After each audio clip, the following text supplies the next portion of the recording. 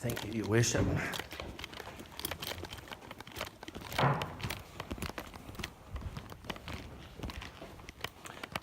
It's my pleasure to meet Roy this morning when I came in. He's a very humble man. His father was number 13 on the Tokoroa club roll, and since 1935 in this area, as the General Manager of products, he appointed where the buildings and bits and pieces go for this town. So that's one of the beautiful things that this forum we have here, allowing us to have half an hour to chat.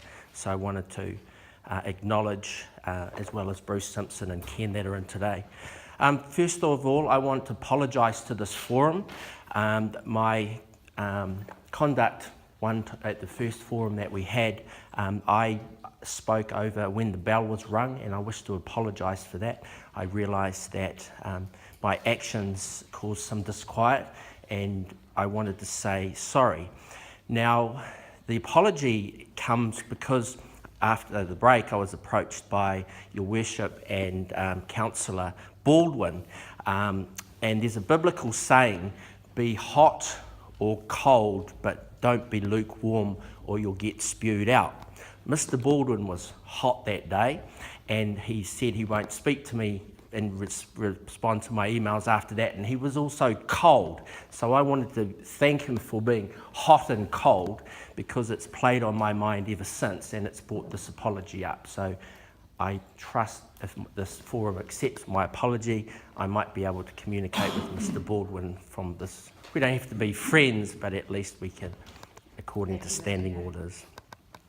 Okay, the topic I wish to raise today,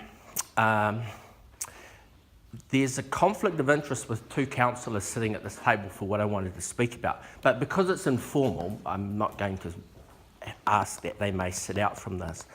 I've been doing some research around the town recently over the few months with regards to things that this council gets to mandate. One's alcohol, you get to mandate, you have quite a heavy presence, central government puts that in. Gambling's another one, which you have a very strong presence with regards to how the town's set out. And tobacco, but that's less so, but you do have some control with the health. Now, what used to happen in a city-state is the church was the foundation of the community, and our council then draws its membership through a church body, and we get the laws that you find in the Bible coming through into the community. What's happened is the world has become bigger with digital media and stuff, is that we are now getting bodies, clubs, that are now having an influence within council.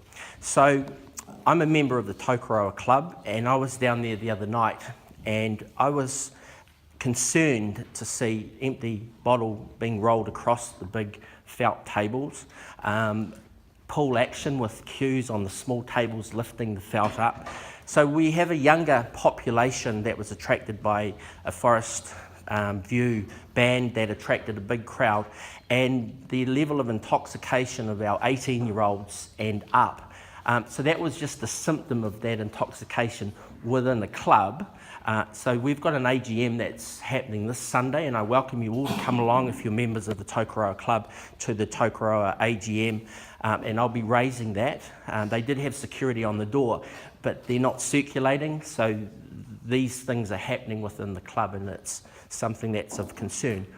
But I was also at the league game yesterday at one of the sports bar. Again, the level of intoxication. I do some court reporting, so I sit in at the court, and I have seen people who are appearing in court through assaults in our bars, and these things are on cameras, and the same participants were again involved in that sort of thing last night. So my concern is the tie between the Pokie Machines and the alcohol venues. So we have 14 of those, and Tony Green's establishment, which is the only public bar in Tokoroa, the Trees, he pays 110, around over 100,000 a year in lease, and he gets in $13,000 a week from the Pokie machines. That's the level of extraction that comes out. Now there's a sovereign trust, which is a regional body that gets the charity, a third of that. But what I'm finding with that is a lot of it goes to Louise Upston's district, so it goes to Taupo for the pony club riders for their helmets, or it goes to the Taupo kids skis for behind the ski boat. But our kids in town who are paying this money out, and I'm seeing a nod back there, so welcome to gentlemen at the back of the room. Our kids don't have horses, so they don't need the helmets from the Pokie machine money from the trees, and our kids don't have a deep lake at Lake Moananui, so there are no ski boats to be hauling them around, so they're not getting the skis with regards to the Pokie money. So all this money is leaving the district, and it's been calculated about $100 million in the last decade has left. Now what saddens me is there's a lot of very reasonable homes here, and if we've lost $100 million in deposits from our local people, housing prices in Tokoroa has gone from 110 up to about 210 in value. And so what's happened is we've beggared, if you like, the ability for our townsfolk to do it. Now, I talk to people from Taupo at the moment, and they say you can't find a Taupo person up there. Everyone from Auckland is now bought up in Taupo and lives there. We're getting the spillover of that happening. And we're starting to get, like Roy was saying, these antagonistic situations where neighbours are examples. Drunk people doing donuts is just the product of people rolling out of our public bars. So, this is a big task, but I'm endeavouring to unite the churches with regards to the Pokie machines. Central government changed the rules where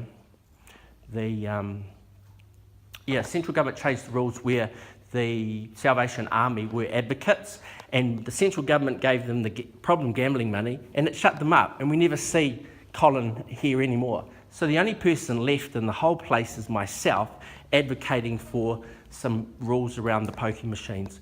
And it's frustrating because wealthy communities lose their Pokie machines and they all get attracted to the poorest part of that. And we've seen that recently where our sinking lid policy said no Pokie machines within 100 metres of a childcare. We had to relax that to 79 metres to let some Pokie machines that were coming out of Patauru come to Tokoroa. So we're concentrating in the poorest part of the country, more Pokie machines, whereas the wealthiest people are giving it up. But they're the ones that attract the money because they can. Well, thank you very much for that.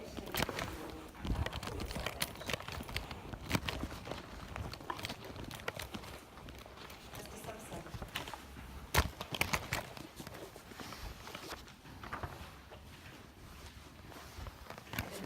Sorry, carry on, First Greg Simpson. Are there any questions of this here? Councillor Nagmoy? Yeah. Well, I sympathise and understand the problem.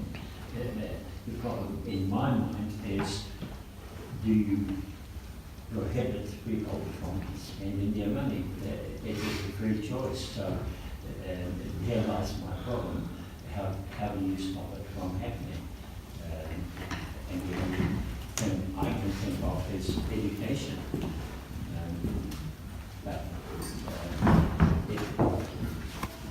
It can make that it is something in my mind.